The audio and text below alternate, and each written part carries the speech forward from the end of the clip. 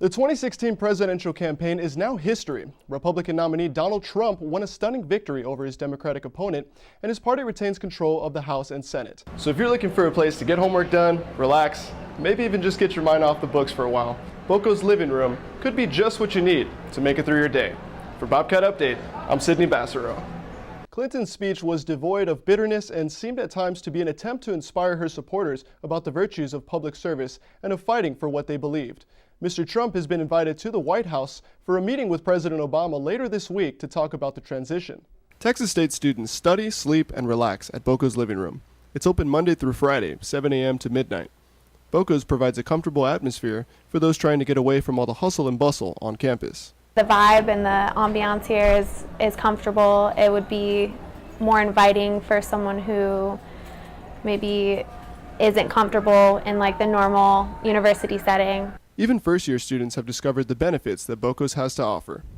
Some students say they prefer Boco's to Outkick Library because Boco's is more comfortable and has better lighting. But there's still room for improvement. People would enjoy if we had like softer areas to lay on. Texas State graduate student Moira Gallagher says she can see herself using Boco's living room because of its location. It's definitely closer. My building's right around the corner, so it's closer than the library. Inside Boco's is Click Cyber Cafe, where students can surf the web and print their homework. I like to write my essays in there, my rough draft to my essays, because it's quiet in there and it's really comfortable. Click's Cafe student worker Savannah Padilla says she's there to help. Everyone's more than welcome to come to Boco's, anyone and everybody during your spare time. Boco's is open to all students. Secretary Clinton conceded the election this morning in a speech made to her supporters in New York. She expressed gratitude for their support and called for unity. And crime is on the rise in San Marcos. I'm Sidney Bacerott. Thanks for joining us. A San Marcos woman is encouraging Texas State students to take action for their safety after she awoke to a large man at the foot of her bed staring at her in the middle of the night.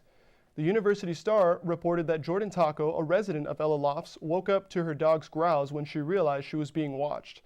When she asked the man who he was, he identified himself as Kyle. She ordered him to leave, and he did. Taco called the police, and the suspect has been described as a 6-foot-tall, 250 to 300-pound white man. Police are closely patrolling the Bobcat Village apartments after an assault took place Monday around 7 p.m. An email sent by the University Police Department says a male student pushed a woman down and kicked her from behind. Police say he ran from the apartments toward the Bobcat Stadium parking lot. He is described as possibly Hispanic or African American with dark hair. Election Land is a nationwide project that helps track problems getting to the polls and access to ballots. Texas State students were among those who volunteered this week to participate in the project. They analyzed and tracked voting issues in Texas. The students worked all day following different social media platforms to find anything that prevented voters from participating in the 2016 election. The information that students gathered was passed along to major news organizations for reporting purposes. The hope is for the project to be used in future elections as well. So Jacqueline, do you do much salsa dancing yourself?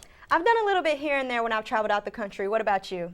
No, I actually haven't, but I'm not opposed to the idea. Well, maybe you should join them for Salsa on the Square. Definitely. That will do it for today's Bobcat Update. Thanks for joining us. Bobcat Update will be back tomorrow for more of your Texas State and local breaking news. Have a great day. Sidney Bacerott joins us now in the studio for a weather update. Hey Sidney, are we going to get any more rain this week? We are going to be getting plenty of rain this week. It's going to be continuing throughout the week. Right now we're currently sitting at 85 degrees here.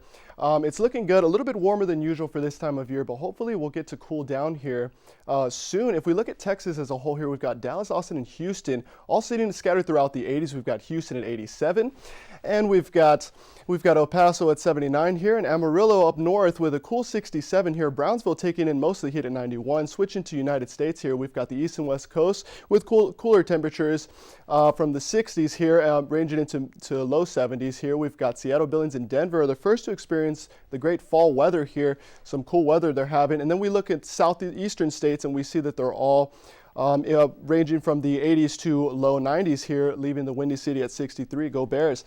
We've got the weather map here, the surface weather here. We've got the central United States, northeast to southwest, low pressure. Now with that low pressure comes plenty of rain here, and then we've got Texas is going to be receiving some of that rain as well. So be prepared for that. We've got high pressure in states like Idaho, Colorado, Wisconsin, Georgia, and South Carolina. Now looking at the 3-day forecast here, it's going to be 70 degrees tonight, so if you're going out, grab a light jacket. Looking good there. It's going to be raining all week, like we said, and it's going to be 82 tomorrow and 78 degrees on Friday, cooling down a little bit. So looking good. Awesome. What are you guys going to do this weekend? Oh, rain or shine, I'm spending 3 days in Sherwood Forest for the Sound on Sound Fest. Wow, Excellent. you win that question. Shoot, that sounds good. I wish I could go to that. Well, I might be able to, actually. So, Oh, cool. hey.